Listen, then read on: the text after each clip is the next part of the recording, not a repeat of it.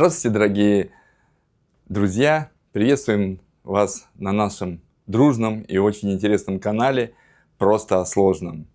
До того, как вы начали смотреть этот подкаст, прошу поставить вас лайк и подписаться на этот канал. Много кто смотрит канал, очень много я смотрю, кто смотрит канал и до сих пор еще не подписались. И, как водится, вы видите из названия самого канала, он будет про достаточно популярный девайс. Девайс, конечно, очень неоднозначный, очень интересный. И этот девайс Remarkable Paper Pro Move. И этот девайс мне достался от моей любимой жены на мой день рождения, который у меня сегодня. Но преподнесла она мне его достаточно давно, 2 недели назад. И поэтому я имею полное право сделать на него не полный обзор, а обзор и первые впечатления после всех проведенных первых тестов на этом девайсе. И, как и водится, формат этого подкаста и этого обзора на вот этот вот замечательнейший девайс, распаковку которого вы видели, наверное, вчера, я так думаю, а если не видели, пожалуйста, пройдите и посмотрите на нее, будет в том же формате, как и наш подкаст. Он рассказывает просто о сложном. Я не буду углубляться в тонкости и хитросплетения всей электроники, которой много запихано в этом планшете. Я вам просто расскажу личные ощущения, опыт использования и то, что в нем действительно есть, и в том, что немножко производитель слукавил. Но до того, как начать рассказывать про этот замечательный девайс, я хотел бы рассказать небольшую предысторию. Давным-давно, когда я познакомился со своей будущей супругой, с Оксаной, она у меня человек начитанный, она человек, который любит делать разные пометки. Я обратил внимание, что она делает пометки, непонятно в каких блокнотах, которые можно купить в любом канцелярском магазине. А я, как человек продвинутый, я сразу сказал, что нет, не годится, что ты будешь делать только на таких блокнотах. Пойдем, купим что-нибудь интересное и классное. И мы пошли покупать в канцелярский магазин, и там я ей показал, и сейчас надо вспомнить, как это назывался, французский диплом, не диплом, простите, французский такой блокнот мы купили. Немножко позже я в пометках напишу его название, что-то вылетело из головы у меня. И тогда мне Оксана, когда мы купили, так как они очень такие красивые, там было много красивых таких блокнотов в кожаном переплете, с хорошей бумагой, спросила, она всегда так о мне заботится: Вадим, а что же ты себе ничего не купил? На что я, к сожалению, ответил: я их много перепробовал, они у меня все теряются, у меня их много, я их беру с собой на работу. В каждый контракт буквально я покупал новый такой блокнотик. И в конечном итоге, или терял, или они просто куда-то там исчезали у меня, будем так говорить. Не стал их коллекционировать и сказал ей, я жду того момента, когда какой-то из производителей сделает такой электронный маленький блокнот, в который можно записывать. Мне супруга будущая сказала, так есть же Kindle, есть же еще какие-то планшеты. Сказал, нет, не то. Мне нужен такой же блокнот на бумаге, как будто бумаги, но только электронный. На тот момент никаких блокнотов даже в помине не было. Наконец-то я вспомнил, что, кстати, название этого блокнота было Moleskine. Но иногда я использую блокноты фирмы Faber-Castell, вот такие они бумажные блокноты. Это не то, что обычный или необычный блокнотик, он просто очень хорошо выполнен и очень хороший. А Moleskine это как бы икона стиля журналистики, все берут, они разные бывают, и покупают, и могут в них записывать обычными ручками. Да, кстати, Moleskine также выпускает блокноты умные, то есть я тоже это попробовал, когда ты пишешь умной ручкой, у меня он вот такой был, и потом все с бумаги переносится у тебя на твой какой-то электронный девайс, где у тебя тоже закачана программа от Moleskine. Пробовал я это, делал и так далее, но что-то у меня не шло. Я ж не могу вот здесь стереть и заново начинать. Я это все пишу один раз, все это переносится. И я одно время думал и думал и думал, потому что все выпускают гигантские планшеты. Я даже купил свой последний Samsung планшет, думая о том, что вот он, наверное, будет у меня как электронный блокнот, и я долго этим пользовался тоже. Но нет, не пошло. Не пошло по той самой причине, я вам скажу, что этот блокнот, допустим, Samsung, во-первых, он достаточно большой, то есть это 10 инчей, большой, толстый такой вот планшет. И это именно планшет, на котором я только потом понял, что мне мешало. То есть на нем мешало, во-первых, то, что я не воспринимал написание на этом планшете как на настоящей бумаге, а мне почему-то это было важно. Второе, что самое плохое, если я хотел брать такой блокнот, я должен был брать обязательно хоть какую-то, но сумку или рюкзак, ложить туда. И это уже не travel, значит. Ты, значит, его не возьмешь, не кинешь и не поедешь. Самое такое тоже, он мог быстро очень съедать батарейку. И это операционная система Android. Вроде бы так я с ней всегда работаю, но все же что-то не то. У меня, конечно, есть Samsung Note и у моей супруги, где есть тоже стилус, где ты берешь и записываешь прямо на экране.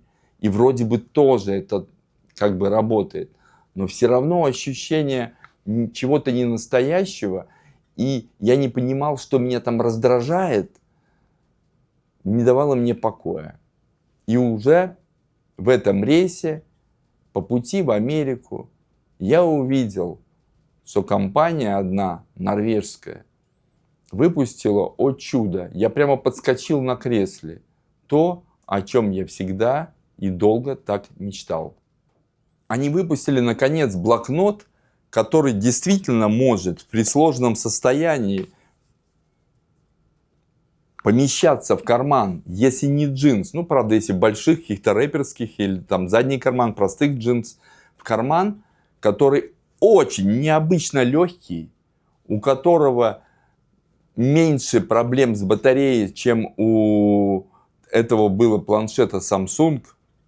А самое главное, что, о чудо, когда я взял перо в руку, после того, как я вам показал, я распаковал, и на большом таком же планшете я пробовал, и на этом я стал писать, и ощущение от бумаги, я вам честно скажу, прямо аж до дрожи.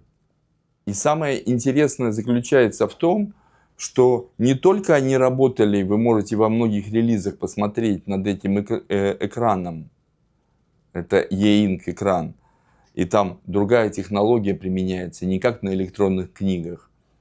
И не то, что это цветной, тоже, конечно, E-Ink, а то, что они долго работали над структурой самого как бы вам понять, покрытия стекла, которое при ближнем рассмотрении ты видишь шероховатость, как на обычной бумаге. И когда ты берешь вот этот вот стилус и начинаешь писать на нем, не просто нету задержки, а задержка вообще, мне кажется, отсутствует. Ты можешь писать заметки, как на простом блокноте, и не ощущать, что ты пишешь на электронной бумаге. А когда тебе надо что-то стереть, самый кайф в нем в том, что тебе не надо тыкать куда-то. Ты переворачиваешь этот стилус и стираешь то, что тебе не понравилось. У меня было просто ой, когда я вот это пробовал и когда я это делал. Для меня это было какой-то, вроде бы это не технология, я понимаю, а просто люди так разработали стекло и так разработали экран. И с другой стороны я думал, а почему этого никто раньше не сделал? Также я думал и благодарил эту компанию Remarkable за то, что они придумали именно вот этот формат. Они его так и назвали Paper Pro Move, то есть для движения. У них есть еще два планшета, которые я пробовал только в магазинах eBay. Это Remarkable черно-белый и точно такой же Remarkable Pro, но только большой, 11-инчевый. Честно сказать, я их не увидел у себя в руках и в коллекции, потому что для меня было главное, как вы помните, это блокнотик, который я могу вытащить из своего вот так вот кармана, открыть, положить или, держа в руке, он настолько тонкий, сделать какую-то запись и потом перенести это в облако.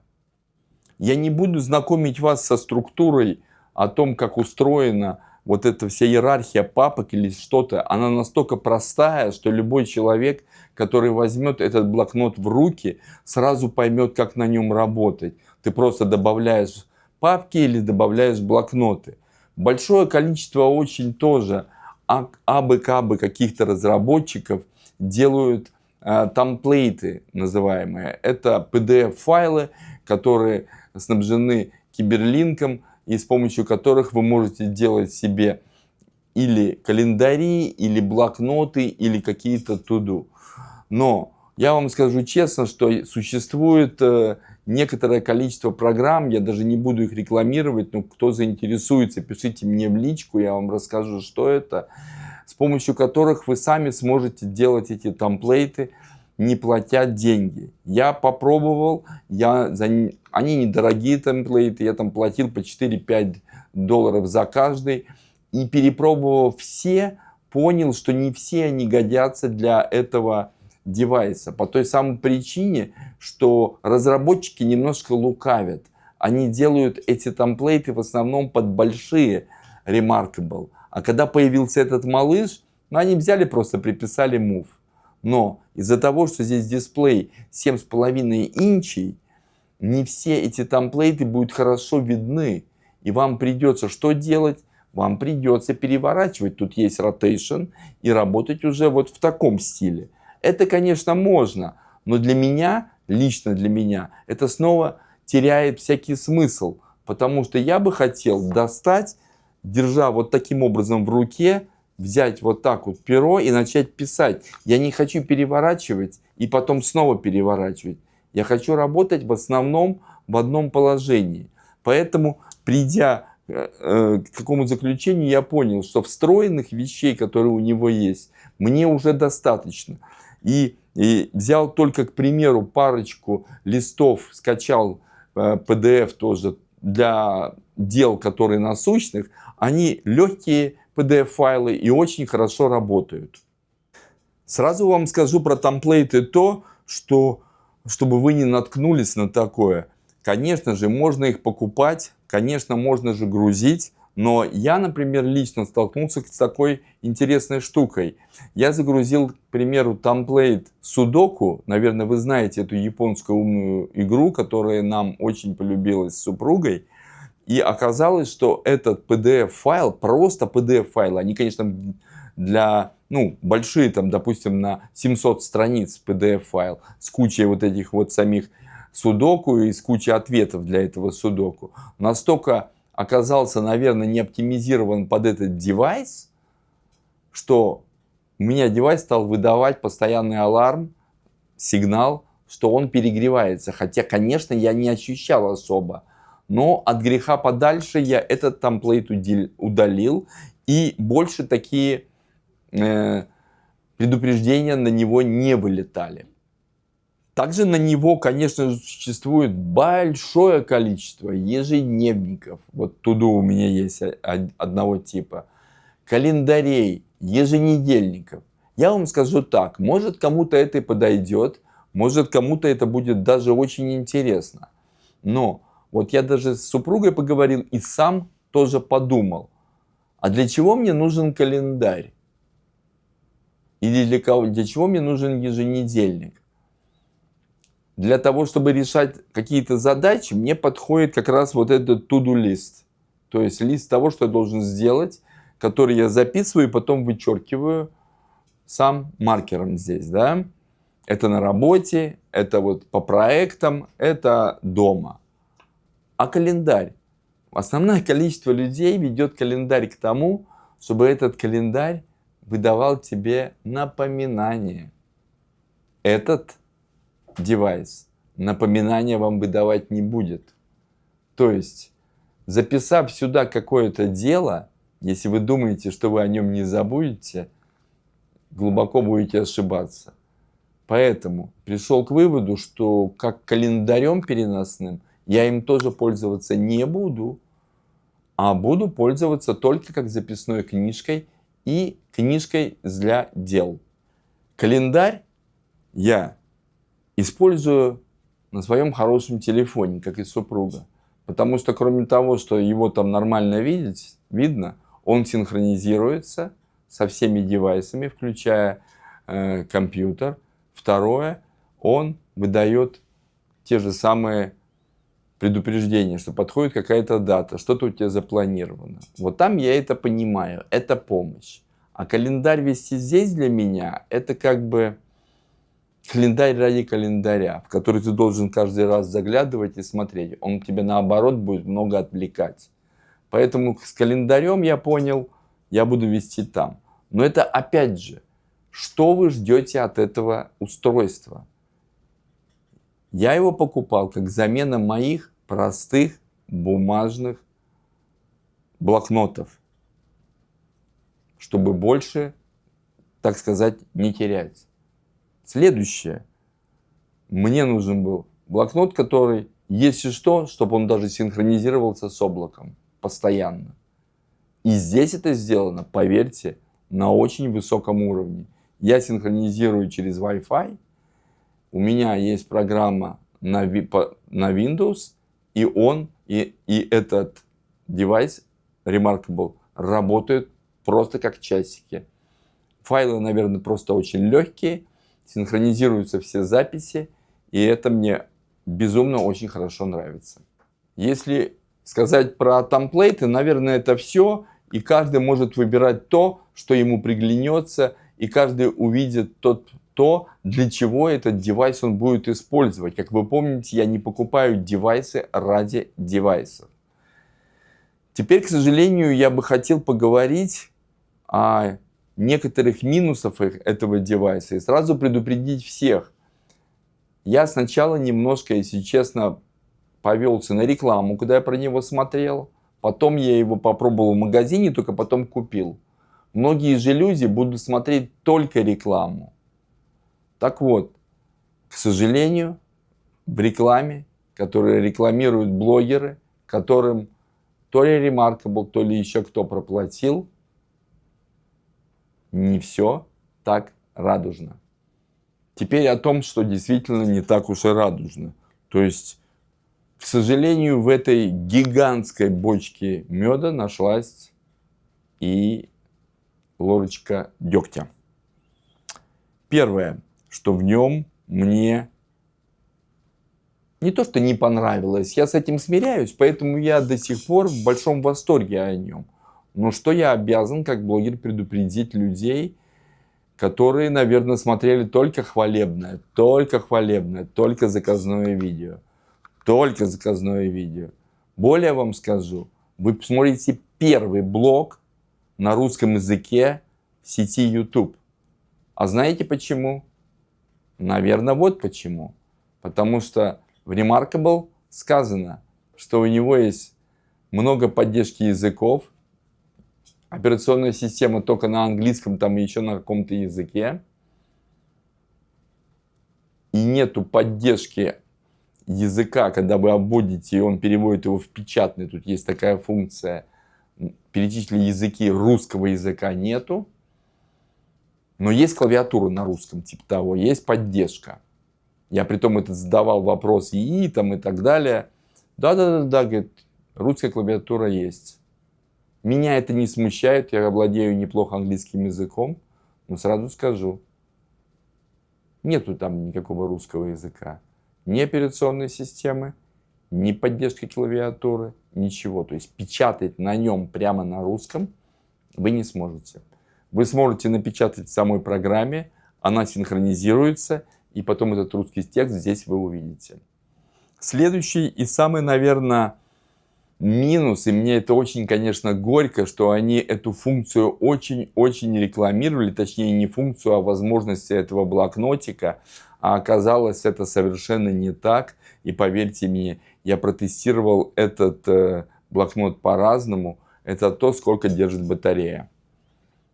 Там сказано, когда был большой Remarkable, он держал чуть ли там не месяц. Я уже сейчас смеюсь, скажите еще и год.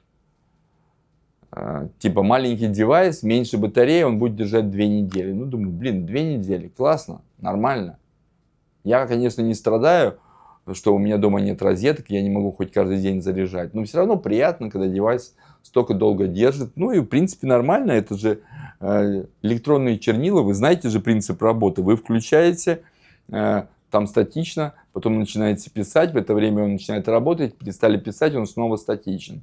Типа не должен есть батарею. Там нету поп-ап уведомлений. Это самое главное в этом, кстати, планшете. Действительно нету. Она не отвлекает вас от рукописного ввода, о том, что вы должны делать какие-то заметки. Но, о боже, когда первый раз я его вообще включил и зарядил, и когда он обновил операционную систему до последней прошивки, оказалось, что Remarkable не выдержал даже и 2 дней с полным зарядом батареи до практически полной разрядки в 5%. Он проработал менее 2 суток. Я немножко даже запаниковал, я вам скажу честно.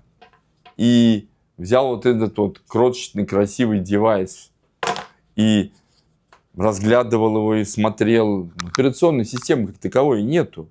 Я не знаю там даже, что у них там задействовано. И тут у меня какой-то такой вот минус большой превратился в еще больше минус или плюс, не знаю это как кому. Я тут же связался со службой поддержки, сказал им о русском языке и сказал им об этой батарее. Сначала меня перевели на, как сейчас модно, на ИИ. Я сказал супруге, ну вот, сейчас будет со мной робот общаться, ни черта он мне не расскажет. Но через какое-то время вы удивитесь, когда задача ИИ не была решена, и он не смог ответить на мои вопросы, он меня соединил с реальным оператором. Я надеюсь, что это реальный оператор был. Элина или Элиза ее звали, там, я не помню. Но это было реальное общение. То, что мне посоветовали сделать, это вообще, конечно, ну, мне поставило 3 минуса к этому планшету, хотя этим страдают все производители электроники. Мне сказали, слушайте, а вы его зарядите полностью от медленной зарядки. Я думал, так, от медленной зарядки, что дальше? Следующий степ, что вам надо сделать, это прямо вот четко мне советовали. Вы его положите, не используйте вообще и посмотрите, сколько будет батарейка держать. Он должен держать долго. Тогда я задался вопросом, а может этих 2 недели он держит, потому что он выключенный и им вообще не пользуются? Или за 2 недели написали одну буковку? И, наверное, это так и есть. Почему? Я сейчас скажу. Я не стал слушаться советов настолько непонятных для меня и диких, что я сделал следующее. Во-первых, подключил и зарядил действительно не от быстрой зарядки, а от компьютера фирменным кабелем Remarkable. Я не знаю, в чем здесь фикус-пикус, почему так надо было делать. У меня уже в голове такие возникли интересные мысли, как быстро или медленно наливают воду в какой-то стакан или в эту батарею. Я не стал вдаваться в подробности, я просто поставил его на зарядку от USB простого. Он зарядился на 100%, и мы, посоветовавшись с супругой, я сам тоже так подумал, начнем-ка мы его тестировать в разных ипостасях. Что это такое? Первое. Использование Remarkable с выключенным Wi-Fi. Вообще. Включать Wi-Fi только тогда, если вам действительно нужна какая-то синхронизация. Она проходит быстро, и тут же его выключать, там есть авиарежим. Заявляю совершенно четко и понятно. С таким выключенным Wi-Fi с включенной подсветкой, я вам скажу сразу, Remarkable может продержаться 5 от силы 6 дней. Никаких 2 недель, даже недели, даже 7 дней нету. Если не ошибаюсь, в неделе 7 дней. Может быть, в Норвегии что-то по-другому. 7 дней. Четко 7 дней. В один день он съедал порядка 18% заряда. Я такой, и я им, естественно, пользовался, он мне не лежал. Зачем мне эти проценты батареи, если не буду пользоваться? На второй день я решил делать микс. На второе испытание, точнее. Я решил сделать микс. Мало того, что я выключил, Wi-Fi включал только, включал и выключал, я еще снизил подсветку на 2 ступеньки. Вообще, ее если выключить подсветку, я вам так скажу, это тогда действительно реальный блокнот, которым вы сможете что-то записывать только при внешнем освещении. И если они хотели сделать такое, зачем ставить внешнюю подсветку? То есть, ну вот зачем ставить функцию, которой нельзя пользоваться? Я не включал супер яркость, там есть такой режим. Этого я ничего не делал. Я снизил на 2 этих степа, ну, он может протянуть еще на 5 часов больше. Следующее, что я хочу сделать, и сделаю потом, это вывод. Я хочу, если я выдержу, полностью выключить подсветку и воспользоваться Wi-Fi только при синхронизации. Мое предположение, это 1,5 недели. Максимум. Я думаю, даже меньше. Вот теперь вопрос, четкий и понятный компании Remarkable. Когда вы измените ваши посты и вашу рекламу? Зачем вы вводите в заблуждение людей 2 неделями? Почему блогеры лгут об этом? А если не лгут, то, пожалуйста, скажите, кто и как его тестировал. Девайс работает хорошо, он меня совершенно устраивает. Но вот эта вот большая реклама того, что 2 недели вы не будете заряжать и будете писать, оказалась совершенно ложной. Если это не так, пожалуйста, я жду ваших опровержений и жду того, что я не то делал. Если это девайс, который прекрасно работает, я ж ничего не говорю, но он не может выдержать батарею при его полной функциональности, то расскажите, как вы его тестировали. Вы его положили на стол в режиме стендбай? Ну, в режиме стендбай, да. 2 недели он протянет. А зачем тогда он вообще нужен? Все рекламы идут Remarkable, что на нем рисуют, пишут, там, передают файлы и так далее. И он прекрасно работает. 2 недели. Делайте пометку, что если вы будете использовать его полностью, он будет работать 5 дней без подзарядки. Если вы будете его не использовать, он протянет 2 недели. Если он будет в режиме стендбай. А может и больше даже. Если вообще, зачем тогда девайс, если его не использовать? Вот это минус, который я просто обязан как блогер сказать. Потому что, еще раз повторяюсь, в этом блоге никто никому ничего не платит. Я говорю вам личные впечатления и личные мнения об этом устройстве или о других устройствах. К сожалению, на многих блогах, на многих ресурсах вам такого не скажут. Вот это самые главные минусы, которые я обнаружил. Теперь, что касаемо четко сборки. Сборка действительно настолько классно подогнана и сделана. Вот это прорезиненный низ его, эти ножки. Прекрасно ручка магнитится действительно и заряжается. Ну, тут даже не то, что хвалить. Это эстетика, это прекрасно. Теперь насчет самого вот этого обложки. Последнее, что я вам скажу. Вот, ребята, вот обложка очень красивая, хорошего цвета, с прекрасным примагничиванием, прекрасно выглядящая. Я ее сравнивал в магазине с большой, правда, обложкой фирменной Remarkable. Вот просто такой вопрос. Что вы туда вкладываете, что она стоит 100 долларов, а это стоит 20? Вот вопрос. Что вы вкладываете в оригинальную?